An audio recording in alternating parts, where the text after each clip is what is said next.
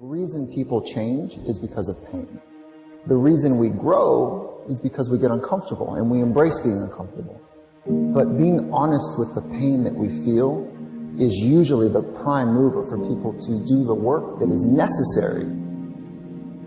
Average person, you and I, have about 75,000 thoughts a day rattling around in this thing we call our brains and our minds. 75,000 of them. The crazy thing is 91% of those thoughts are identical to the previous day and are identical to the day before that and the day before that and the day before that. You're not a procrastinator. You have a habit of procrastinating. And so most people never take the time to analyze what they think about. The most successful people I know are the most self-aware, meaning they're aware of what they do and they're also aware of what they think. They're aware of how they're perceived. But people like to give themselves this excuse. I do not have the energy to do this. Whatever. If you decide that, that's true. But if you watch a motivational video, there's 100 of them on YouTube, thousands even. You go watch one, you'll get fired up. You're like, I'm going to jump some rope. You jump some rope, you do something. Just do some push-ups, do something, do some body weight squats. You'll feel better.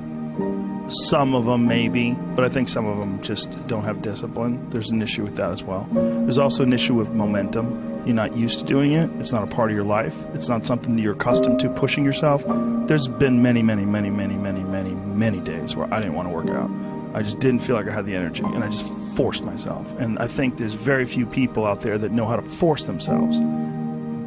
We wonder why our life seems to repeat itself over and over again. So really the difference in our life, if we have 75,000 thoughts a day, here's the crazy thing, 91% of them are exactly the same. The separation in our life is in those 9% of their thoughts, because remember this, these magnets are pretty powerful. That's why I'm always saying that your obsessions become your possessions, because they do. You draw into your life exactly what it is you think about. It's a physical reality that you attract to yourself what you think about. So the difference in our life is 9% of our thoughts. That's why people say all the time the difference between winning and losing is so small, it's almost too scary to talk about. And really we've identified what it is. It's 9% of what we think about alters the direction of our life. So what I'm here to tell you today is you've got to hone in and get aware of what you think about and then alter those 9% of the thoughts that are variable on a daily basis to serve you. And you know, people are very, very, very, very tough. And it turns out that if you face things, that you can put up with a lot more than you think you can put up with, and you can do it without becoming corrupted. You have to be alert when you're suffering. You have to be alert to the beauty in life, the unexpected beauty in life. And you know, you have to look for those that little bit of sparkling crystal in the darkness when things are bad. You have to look and see where things are still beautiful and where there's still something that's sustaining. And you know, you narrow your time frame and you be grateful for what you have, and that can get you through some very dark times. Our belief system is based upon our evaluation of something. Frequently, if we reevaluate a situation, our belief about it will change. I began reevaluating who I was. I started to study. I never stopped studying. And I found as I reevaluated, I had a much higher opinion of myself. I found out things about me that I would have never believed if you had told me. The power that's locked up within us, the marvelous system we've got. Do you know the blood circulates through your veins every 33 seconds, through hundreds of miles of passageway? Bang, just like that, clears all the food in and all the garbage out. Stop and think of the central nervous system. It's the most complex electrical system in the world. And you've got it. Think of your brain, an electronic switching station like that. You can change the vibration of yourself and everything around you. We have awesome powers, and it's all based on what you believe about you. If you want to change yourself, if you want to acquire something, if there's some goal that you want to reach, changing your behaviors, overcoming negative habits, it's challenging. It's hard. Most people go through life never discovering what their talents are. Most people never develop their talents. The only thing that's going to make you happy, my friend, in this year or any other, is to step up. It's to raise the standard. It's to discover what you're capable of and feel that incredible power pushing through whatever's holding you back and get to the other side of more of your true self. That's what this game's all about. When you step into your fears, and continue to push yourself to go on, something happens for you. If you look at somebody who's really successful and you think, wow, I mean, they're so amazing, they're such a genius, you got to dig underneath, you got to remember something. People are rewarded in public for what they practice for years in private.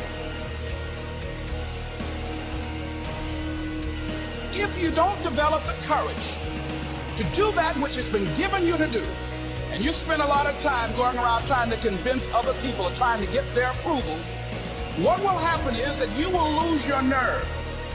And other people will convince you that what you're doing doesn't have any value, and you'll give up on your dream. How much time do you have left? How much time do you have left?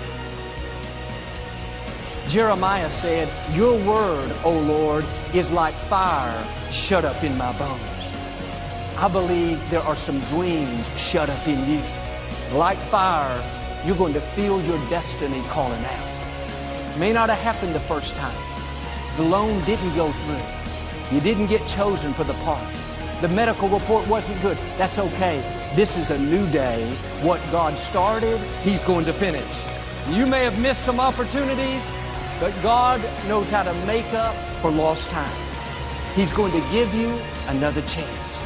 He said in the book of Joel, "I will restore the years that have been stolen." Progress equals happiness, and if we can make progress on a regular basis, we feel alive. And that's why at the beginning of the year we get this thing like, okay, I can have this fresh start. I can really do what my soul desires. I can expand. I can grow. I can improve. I could change. Or maybe better than change, I could progress. See, think about that. Progress is an aliveness to it, doesn't it? You don't have to work at changing. People say all the time now, well, I'm working on changing. Don't worry about it. You don't have to work on changing. Change is automatic. Your body's going to change whether you want it or not as the years go by. No matter how hard you work, there's going to be some changes going on there. The economy is going to change no matter what you want it to do. The weather is going to change. Relationships are going to change. Everything in life is always changing. We don't have to work on change. Change is automatic, but progress is not. So if you want to make real progress, then you really got to look at your life in a different way. You got to say, I got to take control of this process and not just hope it's going to work out like people do who make a resolution. You may have lost years because somebody else put you at a disadvantage, or years because of your own choices. God knows how to make up for it. He's still going to get you to where you're supposed to be. This is what happened to Joseph in the scripture. God gave him a dream that one day he would rule a nation. In this dream, he saw his brothers bowing down before him.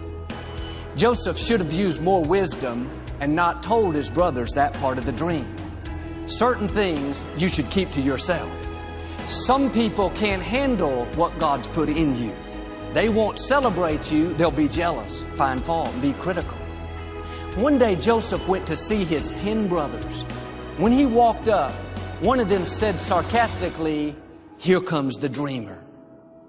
They weren't upset because he was their father's favorite child. They weren't upset because he was wearing a coat of many colors, a coat that represents favor. They were upset because he had a dream.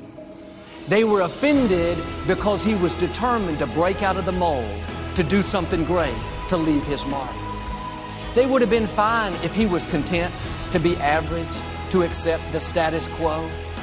But when you stir up what God's put on the inside, believe that you have seeds of greatness, believe that you can overcome that illness, break the addiction, pay your house off, be blessed in spite of past mistakes, let me warn you, everybody will not celebrate you.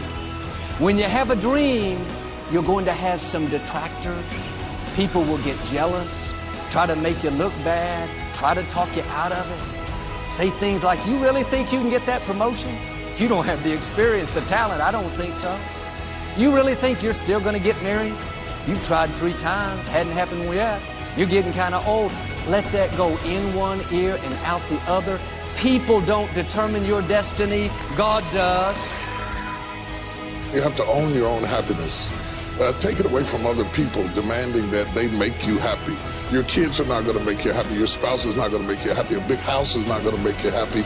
Own your own happiness and be responsible for doing those things that bring joy into your own heart, independently of life and people and money and all of that stuff. Right. It doesn't necessarily give you a happiness. You have to take responsibility of that peace and that joy that lives inside of your heart and not inside of your stuff.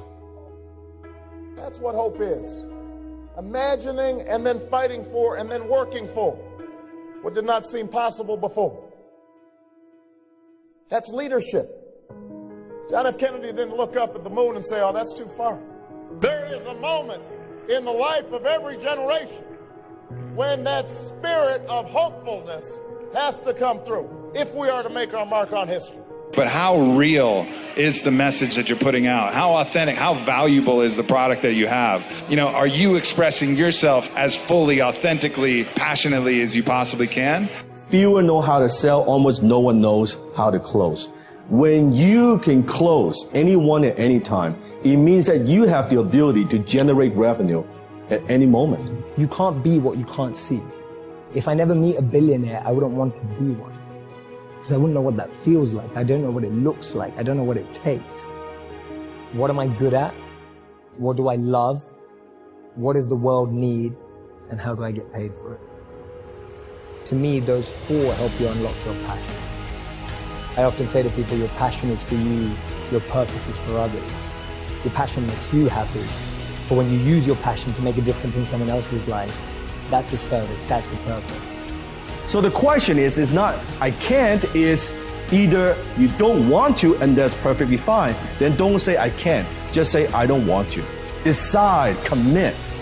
When you say, well, I can't, does that mean you don't know how to do it? Because you could go get the how-to. There's so much how-to on the internet. You could go find a way. You can take a program, go to an event, learn from a mentor, do something. You have the abilities. So it has to be down that low, that literally is something in you that's at the core of your soul. But you don't find it unless you spend a lot of time with what you want to be in life. I can't give that to you. You can't give it to somebody.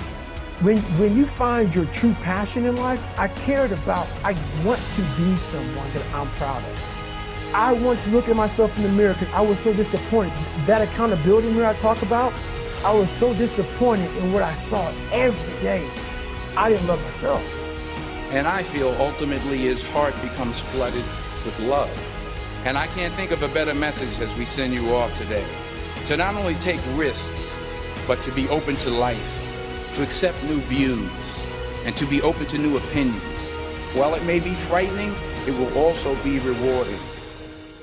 Because the chances you take, the people you meet, the people you love, the faith that you have, that's what's going to define you.